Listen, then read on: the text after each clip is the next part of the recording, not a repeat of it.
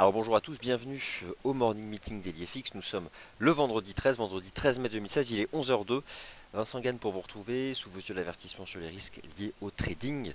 Euh, de cette semaine, donc deuxième semaine du mois de mai, le vendredi 13, au-delà du fait que c'est un vendredi 13, on s'en fiche un peu, c'est la session macroéconomique la plus importante de la semaine. C'est aujourd'hui, ce soir, à la clôture de la session US, que nous allons savoir si le dollar US a effectué un creux majeur en mai ou si simplement il a connu 10 jours de retracement avant de retomber. Alors, le dollar a été recherché la semaine dernière, il pousse un peu aujourd'hui. On attend les ventes au détail, la confiance du consommateur US en avril. Le mois d'avril, c'est un tiers du second trimestre. Le marché veut savoir si l'économie US continue de ralentir au second trimestre ou pas. La confiance du consommateur, bon, la consommation des ménages, première composante du produit intérieur brut. Les ventes au détail, bon, la réalité de la consommation courante, l'indicateur d'activité par excellence, en tout cas très suivi. Voilà donc ce qui influencera aujourd'hui le dollar US et qui en gros permettra de savoir donc quelle direction prendra l'euro-dollar parce que eh bien l'euro n'est plus baissier, il subit directement le dollar US. Euh, Concrètement 1,14, le marché bascule sous 1,14 là ce matin. Ce soir, si on tient 1,14 qu'on clôture au-dessus, on n'ira pas plus bas. On s'enfonce, le marché peut revenir à 1,1150, 1,12. Donc ça vaut le coup d'être patient. Moi je prends le recul de la semaine. Il y a eu beaucoup de stratégies sur toutes les classes d'actifs. Et avec le recul de la semaine, l'intraday a bien fonctionné. Le swing trading était quasi ingérable cette semaine. Alors pourquoi? Parce que voilà, il y a des amorces de mouvement qui peinent à se confirmer et en termes de stratégie de trading ou de gestion d'un compte réel, j'en déduis que il faut avoir rapidement un objectif de gain en nombre de pips par exemple. Prenez 50, 60, 80 points, couper la moitié et surtout rapidement basculer en stop 0. Là, vous êtes dans la préservation du capital. Si le mouvement ne se développe pas, au moins, vous sortez à zéro, vous avez pris la moitié de vos bénéfices. Euh, la période est difficile, c'est volatile. Euh, les mouvements, il y a surtout des énormes retracements. C'est ce que j'observe. Les retracements sont de plus en plus amples. C'est-à-dire que on peut retracer 60, 70, 80% des mouvements. Et alors là, forcément, si le stop est serré ou si vous n'avez pas pris des bénéfices lorsque vous étiez en gain, je prends cette semaine. La UDNZD s'envole, monte de 150 points, retrace tout. L'euro-yen, hier 150 points de hausse depuis la ligne de coup, retrace tout. Le GER30, début de semaine 9750, 10 100, il retrace tout. Mais à un moment ou à un autre, dans ces stratégies d'achat, vous étiez en gain. Puis le marché a tout retracé. Donc cette période de volatilité et de fort retracement m'invite, dans le cadre de ces stratégies de trading, d'une part, bon, comme d'habitude, à modérer le levier, mais surtout à probablement actuellement l'environnement de marché fait que l'intraday, le day trading, me paraît plus adapté actuellement que le swing trading. Donc voilà, ça c'était un peu pour l'introduction. Et puis donc moi-même ma propre expérience cette semaine hein, sur le compte réel, semaine ardue, réellement semaine ardue. Euh, et j'imagine que je ne suis pas le seul à être dans ce cas. Alors, vous avez sous les yeux le GER30, j'ai parlé ce matin d'une zone d'intérêt, le principe du premier test, rappelez-vous, donc la zone de rebond du 6 mai, 9750, 9775. Alors bon, là je suis assez content, bon, hier j'ai vraiment pas hier vu, envisagé qu'on retrace autant, qu'on casse tous les supports. Autant là j'ai dans ma méthode d'analyse un principe qui est celui du premier test, et là ça a bien marché ce matin, donc sur le GER30. Après voilà, c'est pareil, c'est de l'intraday, c'était premier test des 9750 pour viser donc la première résistance. 9835 et après je sais pas, difficile à dire. Euh, de la même façon, lorsque je regarde les bougies japonaises hebdomadaires, et c'est bien parce que ce soir c'est la clôture weekly, on aura ce soir une double réponse. Où iront les marchés actions européens d'ici la fin du mois de mai? Ça va dépendre de la clôture de ce soir. Où ira l'euro-dollar d'ici la fin du mois de mai? Mais je pense que la réponse sera définitivement tranchée ce soir. Je vois pas en fait comment cela pourrait être autrement. Il y a deux gros indicateurs, un d'activité, un autre qui permet de se projeter sur la consommation des ménages. Euh, bon, le marché, s'il fait pas son choix ce soir, c'est que décidément il est perdu, hein, que personne ne veut prendre de risques. En tout cas, voilà comment j'envisage les choses. aujourd'hui. Donc, rapidement, le calendrier macroéconomique, je vous le remontre. Je vous rappelle que cet après-midi, du coup, je serai avec vous à 14h15. Hein, c'est voilà, c'est 14h15 pour les ventes au détail. Ça me paraît un peu plus intéressant que la confiance du consommateur, parce que les ventes au détail, c'est réel, c'est ce qui s'est passé, c'est l'activité enregistrée. La confiance du consommateur, c'est un sondage. Bon, c'est tout aussi réel, mais voilà, c'est un indicateur de confiance.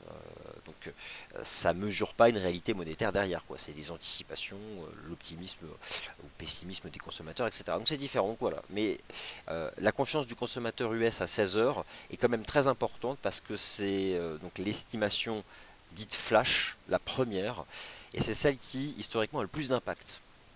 Euh, alors, ça dépend des indicateurs. Certains ont 3 lectures, d'autres 2, parfois 1. Par exemple, l'inflation aux États-Unis, c'est une lecture.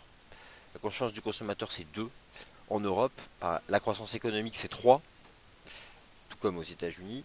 L'inflation en Europe, c'est 2 lectures. Bon, il faut savoir ça. Les fréquences sont variables d'un indicateur à l'autre et d'une zone économique à l'autre. Donc, alors, je regarde le consensus Bloomberg. Alors, sachez que lorsque vous êtes sur dailyfx.fr, la colonne prévision, c'est pas nos prévisions, hein. C'est Bloomberg, donc là c'est une valeur ajoutée. Bon, 0,8%. Donc là, le marché envisage que l'économie américaine, qui a ralenti au premier trimestre, redémarre. Alors, elle a toujours été en croissance, hein, mais que le taux de croissance reprenne une pente ascendante en avril. Ça, c'est important. Le marché, si c'est le cas, le dollar va fortement monter. Parce que pour le coup, les chiffres décevants des dernières semaines ne font pas baisser le dollar. C'est un fait. On a aussi vu les raisons techniques qui l'ont amené.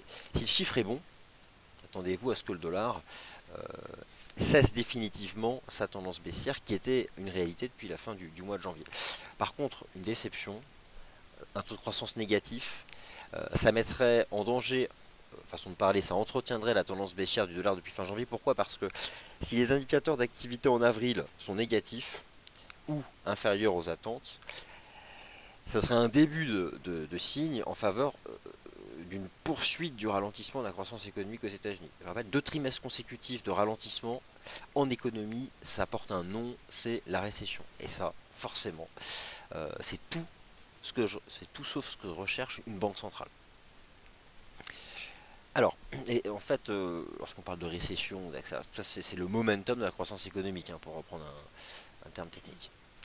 Ok, donc là, j'ai vos commentaires, j'irai les voir juste après. Donc, je vous propose un point de marché, comme d'habitude, organisé par classe d'actifs. Le DAX, je reprends donc ce graphique du rendez-vous des scalpers en données horaires.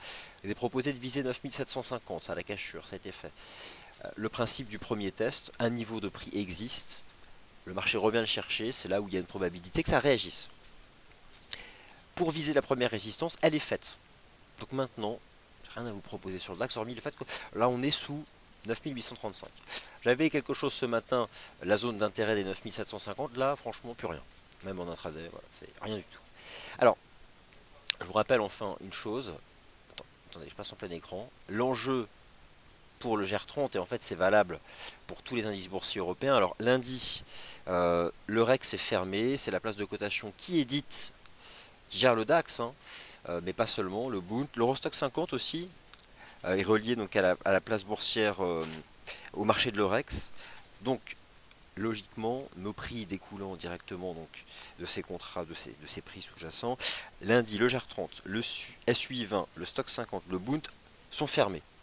Alors je vous dis ça, attention, si vous avez des positions vertes, vous ne pourrez pas lundi clôturer une position ni ouvrir une position sur le GR30. Par contre, les indices US cotent, la bourse de Paris cote. S'il y a un mouvement ample lundi, le GR30, mardi à l'ouverture, le répercutera avec un trou de cotation. Voilà, vous êtes informés, soyez donc pas surpris. Donc, GR30 ne cote pas lundi. Donc, au-delà du canal, sur le DAX, là vous avez tout le canal de hausse depuis le 11 février. Là, c'est pas vraiment une cassure, c'est marginal, on verra ce soir. Mais tout se joue là. Je vous le remontre en weekly, hein, le GR30. Là, il y a ce canal, on en sort par le bas ce soir, ou on le préserve et ça repart comme en 14, à vive allure et plus haut. Mais au contraire, on en sort par le bas, je pense que rapidement on ira chercher 9004. Tout ça pour dire que ça vaut le coup d'être patient. Euh, les mouvements directionnels qui se déploient sur plusieurs séances, le swing trading, ça existe encore, hein. C'est pas parce que cette semaine c'était compliqué que ça va pas revenir. Mais le marché est dans l'attente de signaux pour pouvoir déclencher ce type de mouvement. Donc là, le GR30, j'apprécie la réaction sur 9750. Maintenant, je reviens aux données horaires. Pour avoir vraiment un signal positif, il faudrait recasser 9835.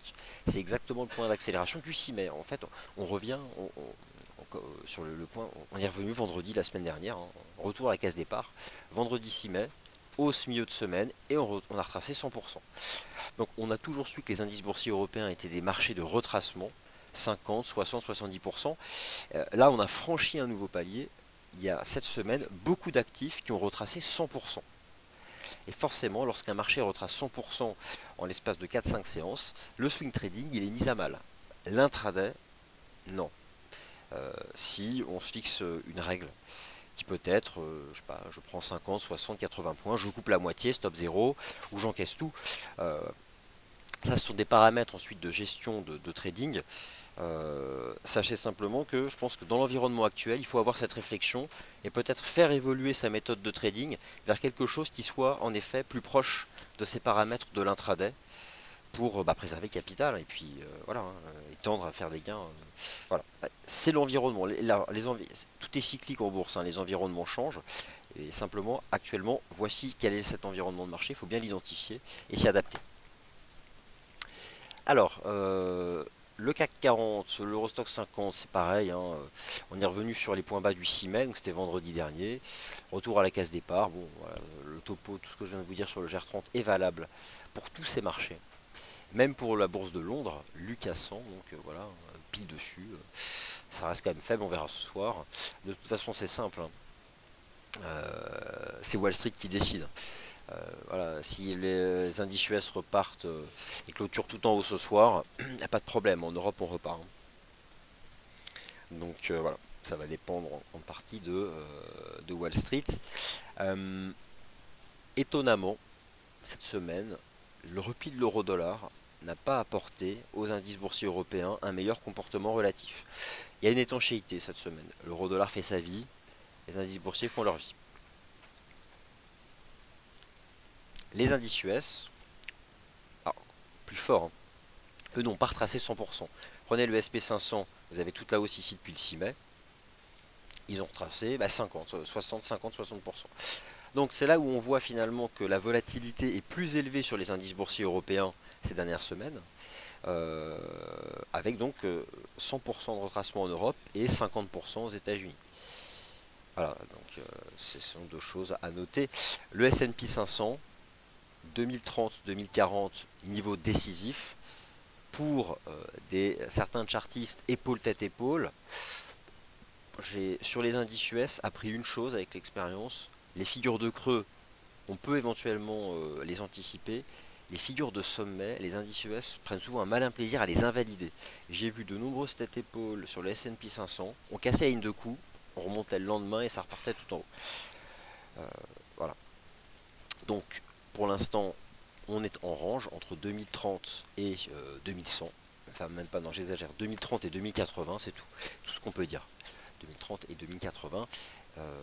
Les moyennes mobiles qui étaient haussières depuis début février commencent à se mettre à plat. C'est déjà le cas de la 20, bientôt la 50, peut-être bientôt la 100. Je vous rappelle que le SP500 depuis 2014, tout comme les indices Nasdaq et le Dow Jones, sont des trading range. 1800, 2140 sur le S&P 500, ce range a commencé le jour où la Réserve fédérale a commencé donc à faire ce qu'on appelle à l'époque le tapering, donc à ralentir progressivement ses rachats d'actifs pour aboutir en décembre dernier à une hausse de taux. Voilà, plus de soutien de la Banque centrale, le marché s'est mis en range.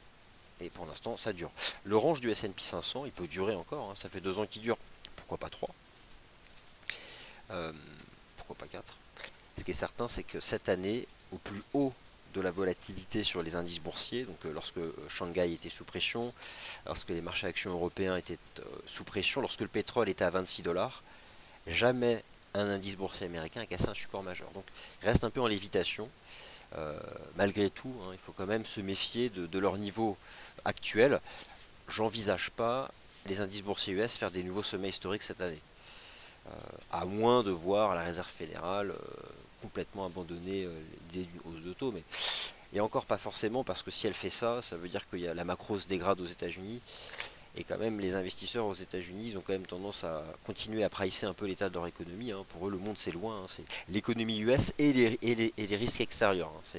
Lorsque vous regardez la Fed, lorsqu'elle présente ses vues de marché, c'est l'économie américaine et les risques extérieurs. Donc c'est toujours comme ça.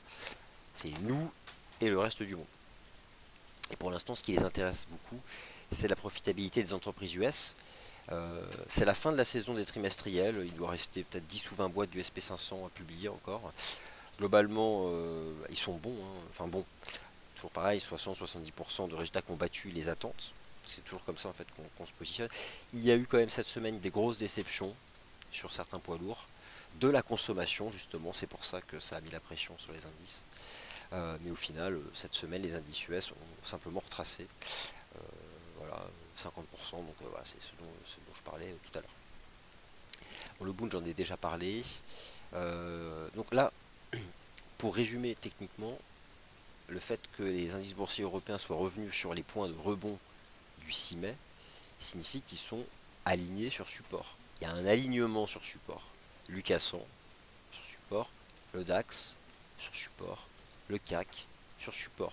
Ils ont été testés ce matin, au point près, sur tous les indices, pour des réactions d'environ 50-60 points.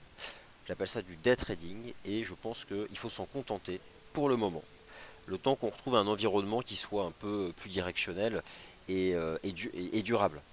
Donc, c'est-à-dire des marchés qui retracent moins. Alors, je passe sur le Forex. On va parler du dollar. Je poste les premiers commentaires. Bon, alors, au passage, puisque vous êtes tous présents dans le morning meeting, j'organise mardi 17 mai à 18 h, donc un webinaire spécial sur le Brexit.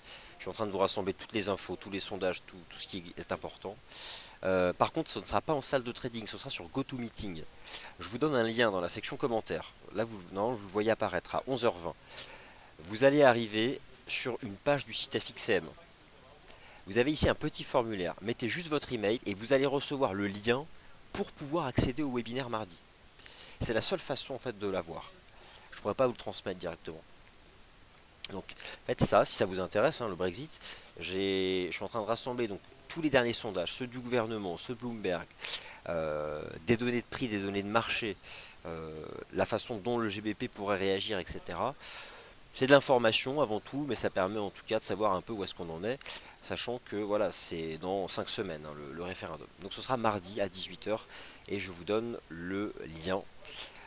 Allez-y, bon c'est place, je crois il peut y avoir jusqu'à 1000 inscrits. D'accord, 1000 inscrits. Vous êtes déjà pas loin de 200, vous êtes inscrits, donc allez-y, hein, il y a encore de la place. Voilà. Le Forex, l'USD Yen propre finalement cette semaine, lui il a tenu le cap, retracement faible. On a dépassé 107,60, c'était le signal d'achat de lundi. On a bien monté et là on se maintient. Sur l'USD Yen, ce qui m'intéresse c'est ça. Cette ligne de tendance, j'attends qu'on la teste pour une nouvelle impulsion. Donc là je surveille et là on dérive à plat. On dérive à plat et on devrait prochainement revenir au contact donc, de cette ligne de tendance. Ah oui alors attendez, on va parler de l'euro yen, hein, parce que forcément l'euro yen on a beaucoup parlé hier. Il est où ce qui se cache l'euro yen? Je trouve plus. Il est là. Ok. Alors, est-ce qu'on a simplement fait un vrai pullback sur le double creux? Voilà ce que moi je vous ai proposé lundi à la cassure de la ligne de coup, une stratégie d'achat à 123 20, 123 30 pour viser 125. Le marché fait 124,64, donc il a donné 130 pips, mais il n'a pas fait 125. Il y avait en H4 hier une divergence qui était propre et ça a rechuté. Les paires en yen étant corrélées à ces indices boursiers, l'euro yen étant très corrélé au DAX, le DAX 4 a ses 100% de la hausse, forcément ça met sous pression les paires en yen. Alors maintenant, qu'est-ce qu'on peut en penser de l'euro yen? Moi maintenant, j'en pense plus grand chose. C'est vrai qu'en H4 Daily, on a cette espèce d'énorme biseau, mais je ne sais pas combien de temps on va rester à l'intérieur. Euh, en H4, vous voyez qu'on défend encore la ligne de coup du double bottom, mais autant vous dire que ça m'inspirait en début de semaine. Bon là j'aime pas, on y est revenu trop violemment, donc voilà. Je m'intéresse dans les paires en yen davantage à cette oblique sur l'USD yen. Pas sûr qu'on y aille aujourd'hui, hein. On va dériver à plat ou peut-être revenir dessus. Euh, il y a la dimension USD cet après-midi, hein. Donc voilà. NZD USD potentiellement toujours un pullback sur la ligne de coup du double top, ça reste baissier le NZD USD. La UD USD c'était vraiment le pullback parfait lundi, 0,7385 c'est bear, et je confirme cette cible que je vous ai proposée à 0,7256. Mais même lui, regardez, ça c'était lundi, pullback, ça baisse, et la UD USD il a retracé 100%, et finalement, pour le coup il a baissé, donc c'est finalement des marchés où ils sont compliqués. Et il faut s'accrocher. C'est vrai que parfois, émotionnellement, face à sa position ouverte, on est là, on casse, on fait le pullback, on pense que ça va baisser direct au prochain support. Émotionnellement, c'est jamais évident de regérer une remontée comme ça, mais finalement, on est resté sous la résistance. On l'a jamais cassé. L'euro-dollar. Euro-dollar, voilà, c'est le dollar US. Ça va jouer ce soir. Euh, la macro en Europe, elle s'accélère, notamment en Allemagne. L'eurodoll, bon, vous avez toutes et tous, j'imagine, ce graphique weekly, hein, c'est l'orange 1,05, 1,16, 1,17. Le rejet de la semaine dernière, Shooting Star. Maintenant, voilà, l'euro-dollar, depuis le début de la semaine, travaille cette oblique, potentiellement un biseau. C'est vrai qu'on a ce canal à faible pente. Ça dépend du dollar US. Je vous remonte ce graphique du dollar US. L'euro, aujourd'hui, on s'en fiche un peu, hein, les chiffres étaient bons en Allemagne ce matin du PIB. Voilà, le dollar US, DXY, en temps réel, en weekly chart. Bon, je vous monte en cours de clôture. En weekly chart, on a ce canal de baisse qui existe depuis fin janvier. Si on en sort par le haut, on remonte tout en haut, ou en tout cas on remonte. Ce soir, un chandelier weekly avec une belle mèche haute, et on reste dans le petit canal baissier, et cette fois-ci, le dollar menace de briser le support. Donc, j'ai aujourd'hui aucune stratégie sur le dollar. J'attends les chiffres et la clôture weekly ce soir. Euh, voilà.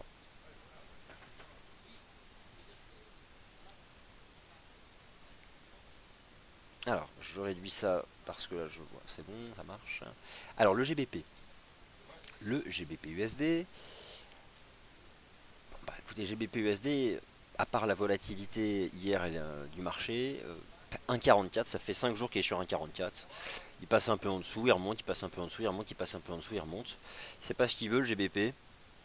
En même temps, il tient 1,44. Toujours pareil, là qui joue, etc. Depuis le début de la semaine, si on fait le point un peu sur le GBP USD, finalement toutes les stratégies d'achat des 1,44 ont permis d'attraper 50 voire 100 points. Mais il fallait prendre ses bénéfices quand on avait ses 50 et ses 100 points. Donc c'est toujours facile à dire après. Mais c'est un bon exemple cette semaine, le GBP USD, du fait qui illustre l'environnement actuel du marché. C'est pas un environnement de swing trading. C'était différent en avril et en mars. Là, c'est du day trading parce que les mouvements s'amorcent, mais les retracements sont forts derrière, voire souvent total. Alors, on va parler de l'or justement parce que l'or a tenu depuis le début de la semaine son tout premier support. Donc lui, il lâche rien, même quand le dollar se reprend. Et il y a aussi le côté aversion au risque. Le gold, alors je ne veux pas m'éterniser parce que vous venez d'avoir un super point en matière première. Le RSI-D1 toujours au-dessus de 50. Premier support 1258, MM20 jour, MM50. Toutes les moyennes mobiles sont haussières, bien alignées. Bon, c'est le premier support 1258. Après, le seul danger aujourd'hui pour l'once d'or, ce serait une envolée du dollar US. Par contre, si le dollar est sous pression, si les ventes au détail déçoivent, la confiance du consommateur US décroche un peu, ce sera le premier à monter avec un dollar US sous pression. Mais voilà, on verra. Alors l'USD CAD, je retourne sur le Forex.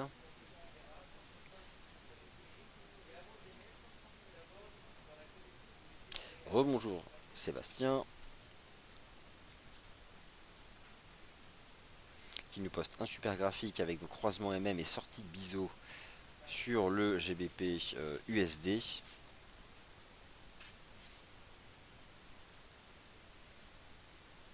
Alors oui, j'ai parlé déjà du dollar. Euh, alors, ah oui, l'USD CAD. Chercher, hop. Alors, l'idée, rappelez-vous, hein, c'était de viser un 27,50. C'était la cible. Alors, qu'est-ce qu'on a fait? On a fait 71, 27,71. Bon, depuis le début de la semaine, c'est Sylvain qui a mené le truc, au début de la semaine une stratégie de vente. Voilà, le marché a quand même bien baissé. Maintenant, attention, au-dessus de 27,50, ça peut repartir. Aucune stratégie à vous proposer, je sais pas trop ce qu'il fait. Euh, on a eu une phase baissière de l'USD-CAD entre le 20 janvier et le 2 mai, une superbe phase baissière, propre. Moi j'ai le sentiment que faut pas non plus croire que si on quitte une phase baissière, c'est pour repartir en forte hausse. N'oubliez pas que le marché passe plus de temps en range qu'en tendance. L'USD-CAD, j'envisage quelque chose d'assez plat désormais. Donc peut-être à court terme entre un 27,50 et un 30.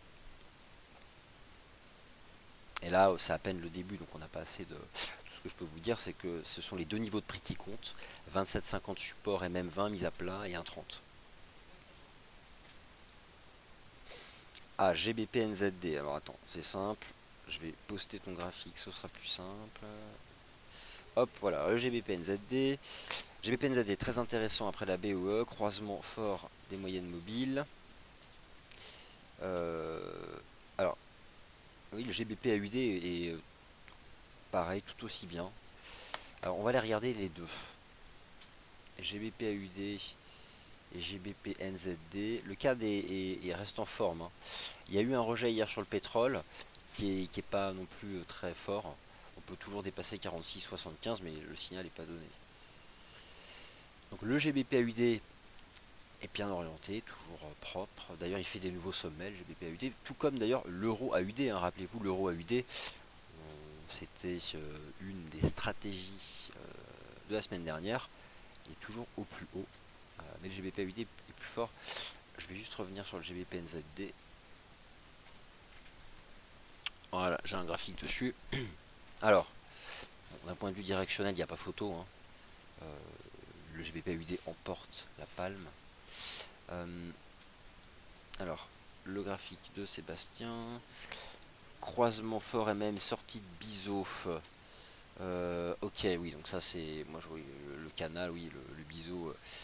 Donc ça c'était en D1. C'est vrai qu'on est bien sorti. Bon, peut-être qu'on est en train de construire une figure de creux, hein, épaule, tête, épaule. Il y a une ligne de coup, ce qui est certain, à 2,15. Si on la franchit, forcément là ce sera hyper haussier. Mais on n'y est pas encore.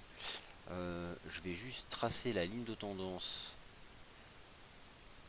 qui est précisée là sur le graphique de Sébastien. Parce qu'il me semble qu'on la malmène un peu quand même. Quoique on doit être dessus. On regarde, hop. Bon, on est un peu dessus. Ça diverge un peu là. Donc, pour moi, c'est pas vraiment une div, mais bon, là, je serais un peu mal à l'aise. Enfin, d'un point de vue de la construction technique, moi, il n'y a pas photo. C'est le GBP AUD avant le GBP NZD. Après, ça deviendra intéressant si on dépasse 2,15. Le GBP Yen a tenu et réagi lundi sur cette ligne de tendance pour atteindre la première résistance qui le bloque. Il a donné ce qu'il avait à donner. Pour aller plus haut, il faut dépasser 158,40. Là, il s'est mis. Maintenant, c'est une compression. Donc, voilà.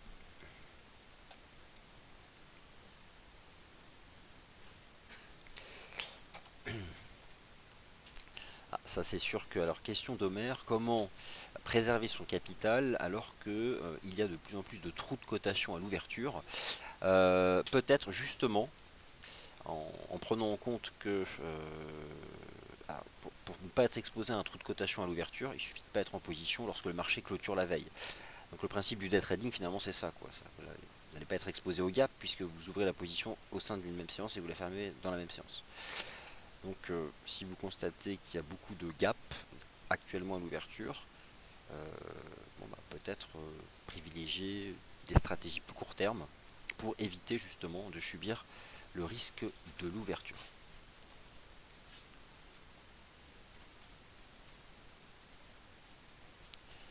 Alors, hop. Voilà, bah écoutez, je vois pas davantage de questions, donc je vous laisse avec ce graphique du dollar US. Euh, Rien n'est fait hein, pour le dollar US. On a la réponse ce soir, tout est possible.